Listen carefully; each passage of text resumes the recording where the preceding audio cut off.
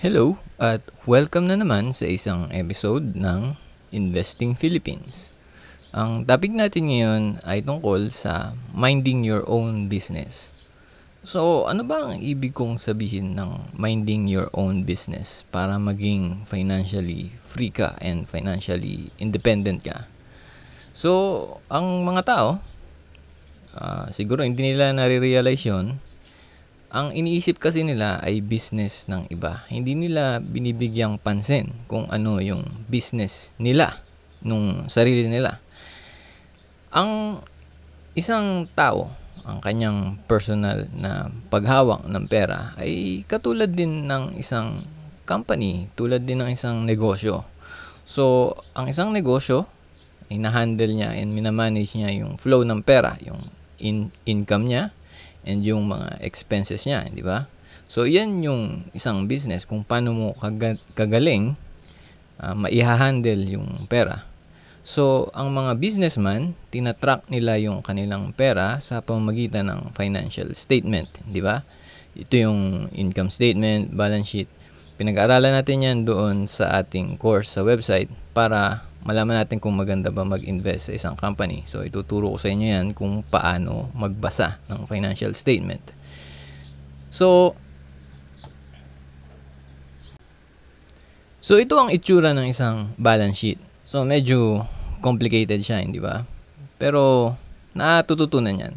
And, ganyan din dapat yung ginagawa mo as a business, dapat yung pag-handle mo ng personal na pera mo. Dapat kinikip track mo yung kung saan napunta yung pera and kung saan nanggaling para alam mo kung saan ka pupunta, kung ano yung goal mo, either na kung gusto mo mag-retire ng maaga, kung gusto mo na mag-quit sa trabaho, dapat meron kang listahan, meron kang balance sheet, meron kang income statement na kung saan mo malalaman kung saan napupunta yung pera, saan nanggagaling, and kung saan mo mga ginastos. Okay?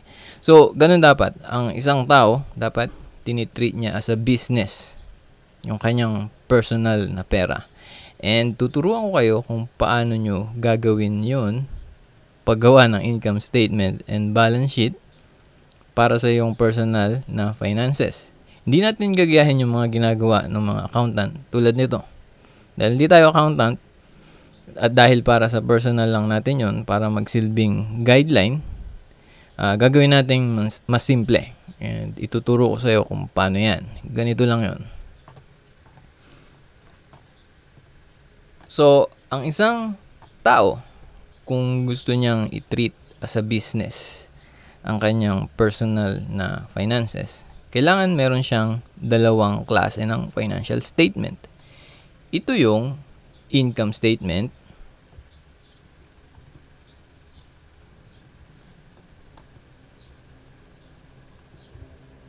and dapat meron siyang balance sheet.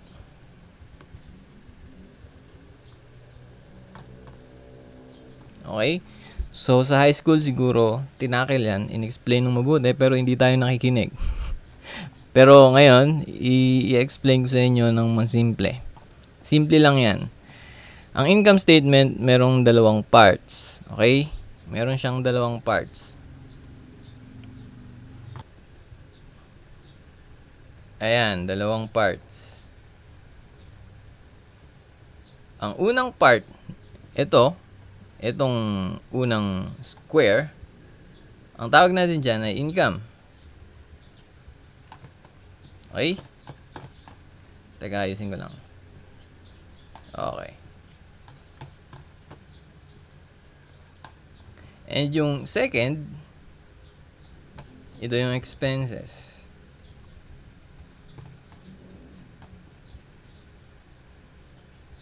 Okay? Sa kabila, sa balance sheet, ganun din. Ay, teka. So, dalawa dito sa balance sheet.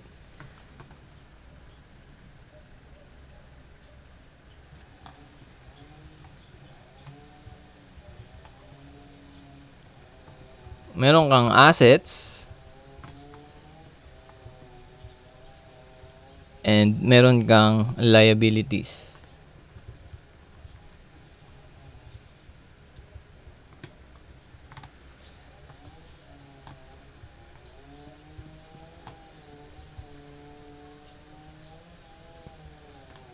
Ngayon, explain ko kada isa.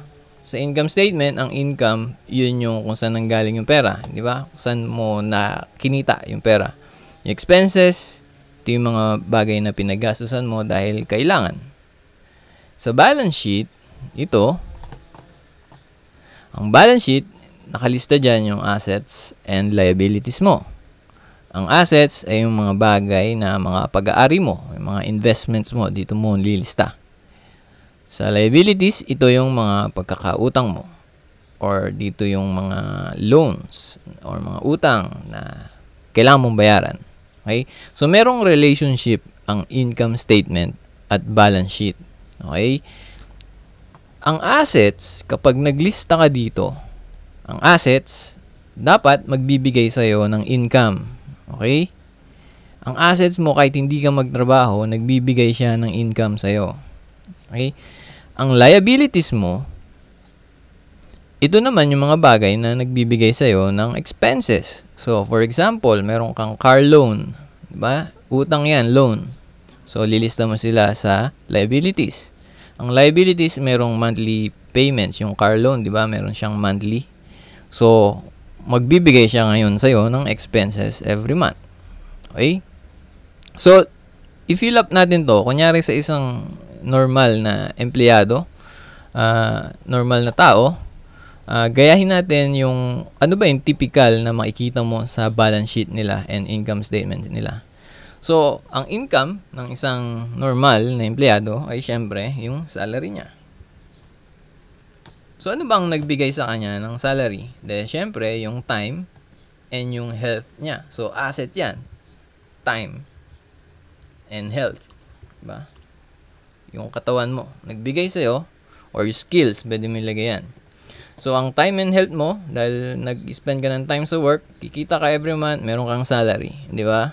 Pero ang typical na isang empleyado, meron siyang monthly expenses. Di ba?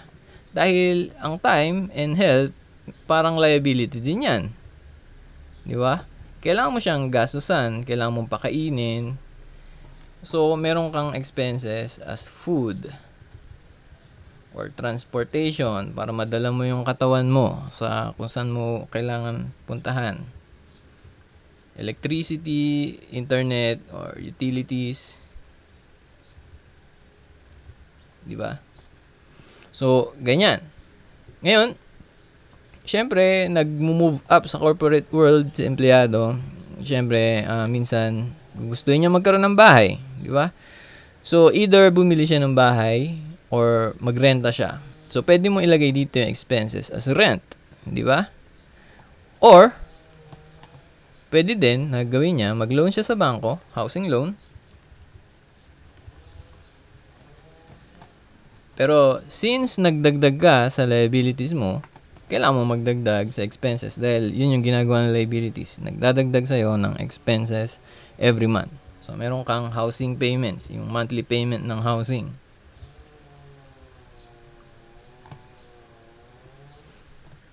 Si empleyado gusto niya magkakotse. So, maglo-loan na naman siya sa bangko. So, meron kang car loan.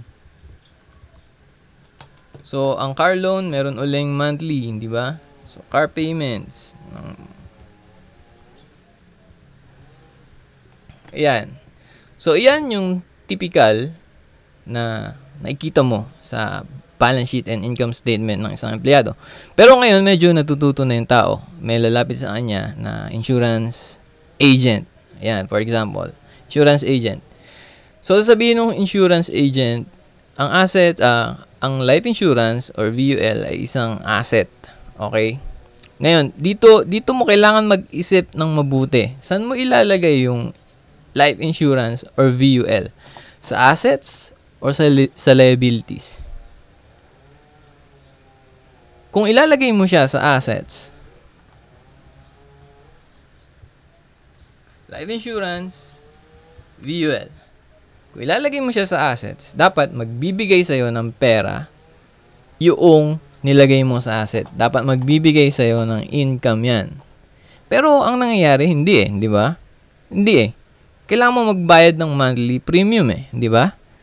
Kailangan mo mag-monthly dyan. So, ibig sabihin, ang life insurance and VUL ay hindi asset. Isa siyang liability.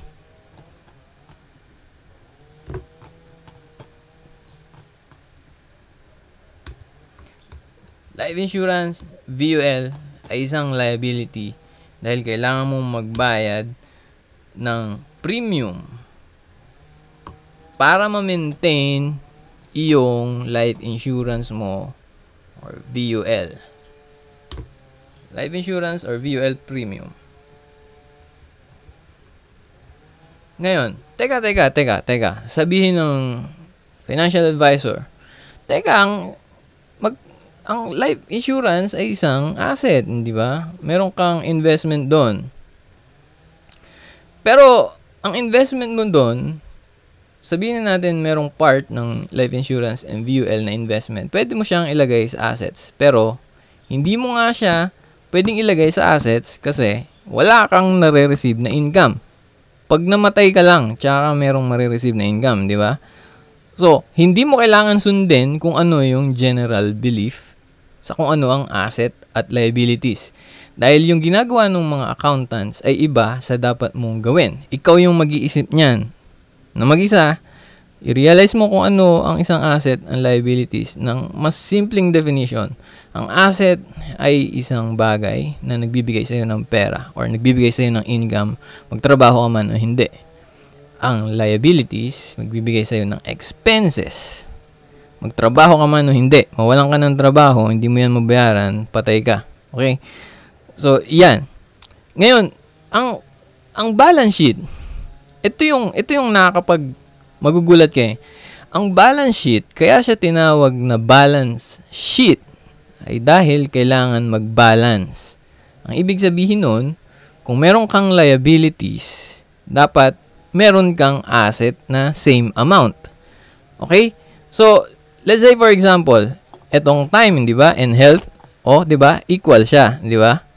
Meron kang asset, syempre liabilities din siya. Okay, di ba? Pero ano itong housing loan mo? Paano mo to ibabalance? Ang housing loan para sa'yo ay liability. Kung titingnan mo yung balance sheet ng bangko, yung housing loan ay assets yan sa kanila.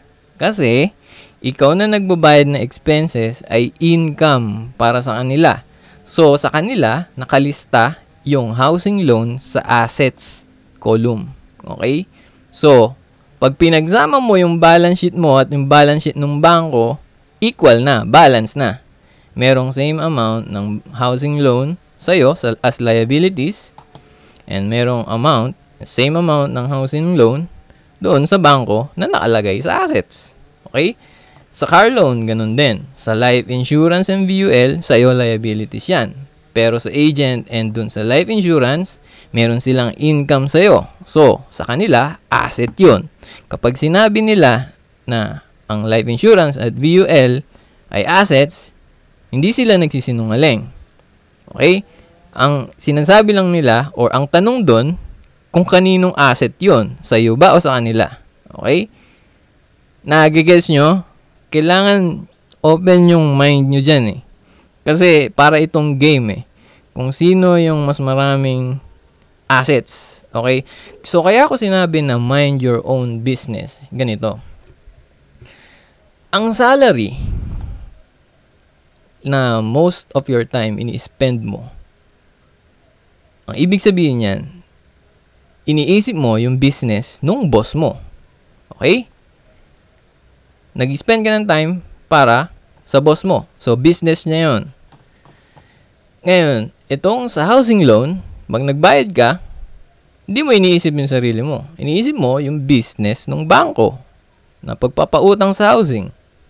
Ngayon, kapag nag-car loan ka, ganun din. Iniisip mo yung business nung nagpapautang sa'yo. Or bangko pa rin yan. So, sa life insurance and VUL, hindi mo iniisip yung business mo. Ang iniisip mo, business ng ibang tao, which is yung life insurance company, business ng agent, and kung sino man yung nandyan. Okay? Another example, kapag bumili ka ng bahay, sabihin na natin na fully paid na itong housing loan na to. Sabihin natin na fully paid mo siya after 20 years. Okay? So, saan mo na siya ilalagay? So, tatanggalin na natin siya, di ba? Wala ka nang binabayaran di ba? So, saan mo ilalagay yung housing loan or yung house? Di ba? So, maraming magsasabi na sa asset yun, di ba? Sabihin ng banker mo, ang house ay isang asset. So, dapat mo ba siyang ilagay? Pero, mag-isip muna tayo. Bago mo siya ilagay sa asset, ang house mo ba na tinitirahan mo, nagbibigay sa'yo ng income? Hindi. Di ba? Hindi siya nagbibigay ng income. Kailangan mong magbayad ng tax. Kailangan mong maggasto sa maintenance niya o may nasirang bubong. Di ba? So, ang house na tinitirahan mo ay isang liability. Dahil kailangan mong magbayad ng tax and maintenance. Nakikita nyo, kapag meron kayong ganito, yung income statement and balance sheet, makikita nyo yung mga tao na nagsasabi na merong gustong hangarin na i-mind nyo yung business nila. Na kumbaga maging part ka ng pagbibigay sa kanila ng income. Pero kung meron ka nito, ang business mo lang sa pag-mind your own business ay itong column na to. Itong assets. Mas marami kang malagay dyan, mas maaga yung independence mo, financial independence and financial freedom. Ano ba yung mga assets na yan?